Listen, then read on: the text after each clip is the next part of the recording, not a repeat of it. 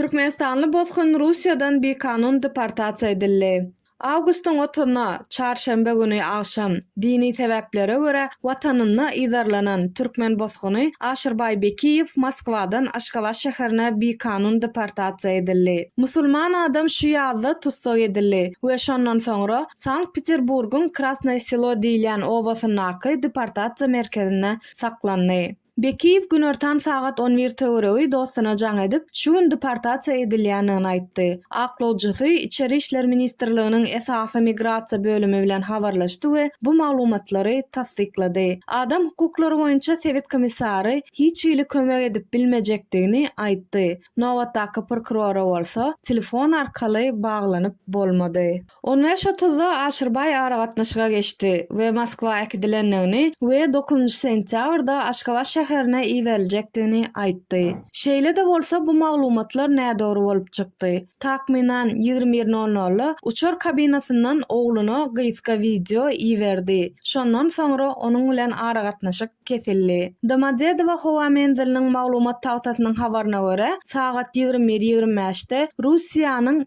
S-7 aviakompaniýasynyň uçary Moskwadan Aşgabat şäherine urady. Aşyrbay Bekiýewiň işi 2016-njy ýylda Türkmenistandan ekstradisiýa haýyşy boýunça Sankt-Peterburgda tutsak edilenine medpuat we adam hukuklary aktivistleriniň öňüni özüne çekdi. Aýplamalaryň açaçan bolanlygyna garamazdan baş prokuratura ony ekstradisiýa etmek kararyna geldi. Şeýle de bolsa Aşyrbay 2017-nji ýylyň maý aýynda adam hukuklary boýunça Ýewropa Kadyýetiniň mejburi öz ýurduna gaýdyp gelmegine gadagan edýän Kadyýet kadalarynyň 39-njy kadasynyň ulanyljakdygy barada karar çykandan soň boşadyldy. Aşyrbay Bekiýew pasportynyň möhleti gutoranlygy sebäpli Russiýadan çykyp bilmedi. Bu migrasiýa kanunlaryny bozmakda aýplanmak üçin esas boldy. 2023-nji ýylyň martynda polisiýa ona 5 ýyl Russiýa girmegine gadagan etmek barada karar çykardy. Gadaganlyk şikaýet edildi.